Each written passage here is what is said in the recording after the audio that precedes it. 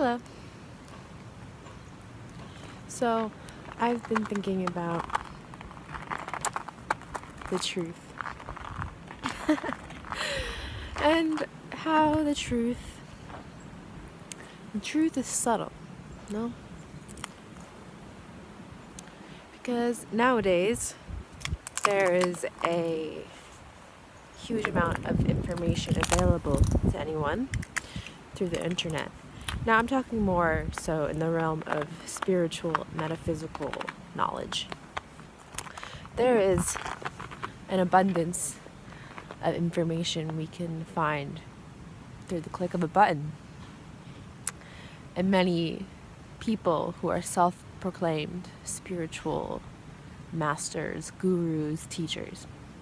That's fine. Because that's the freedom we have to express ourselves. But that's why it's so important in this age that each one develops their own discernment and ability to detect within their heart and their body what is real and what is not. What is really true. Because people can talk very well about their spiritual experiences, about concepts also that they may have read, they may have understood themselves too. But there's a difference between relaying knowledge through language and through really being an embodiment of that concept that you talk about.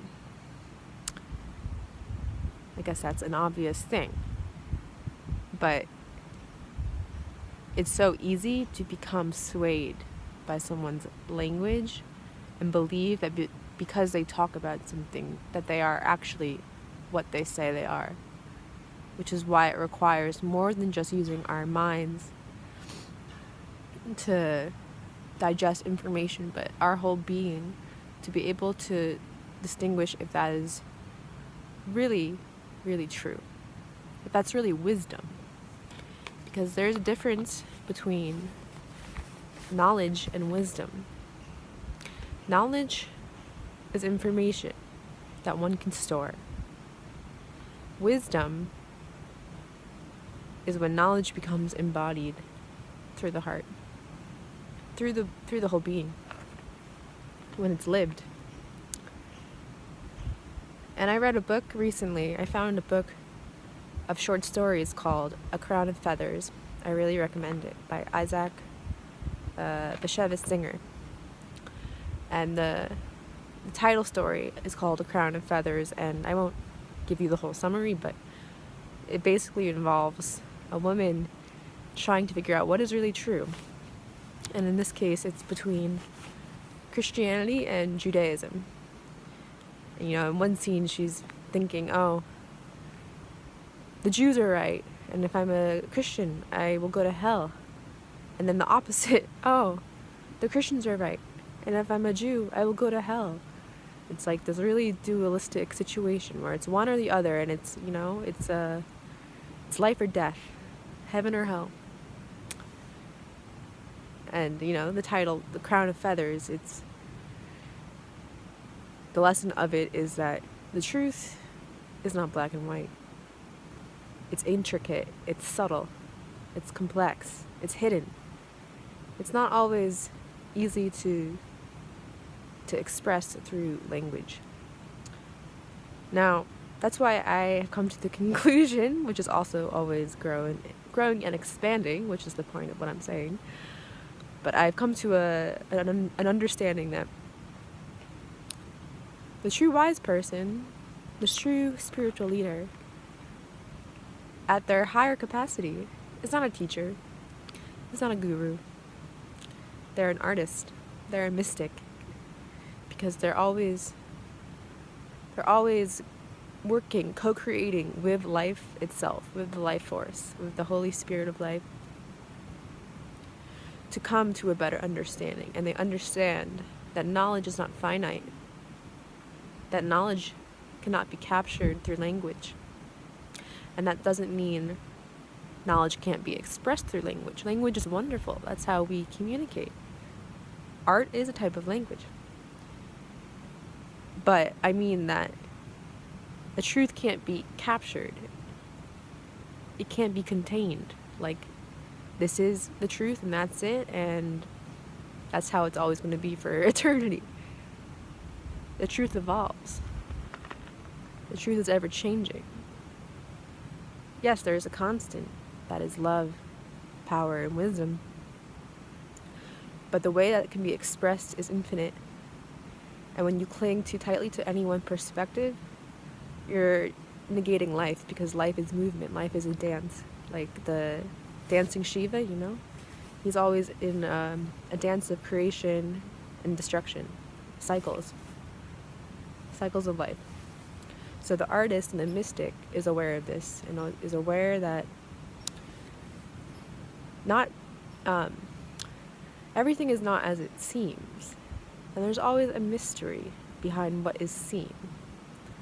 So the artist is synthesizing the seen and the unseen forces of life to bring a greater synthesis of understanding. You know, the great art, great movies, great books is always gesturing at something greater than can be contained on the page. And it doesn't mean it can't be expressed. It can be expressed, but there's always the aspect of mystery, of the unknown, because we are human. Our form is finite, but our spirit is infinite.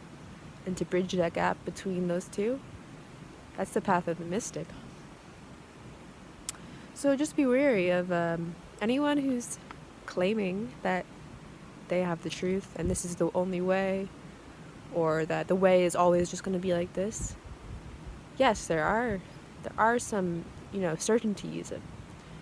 We have to be godly people, dedicated to truth, love, goodness, compassion.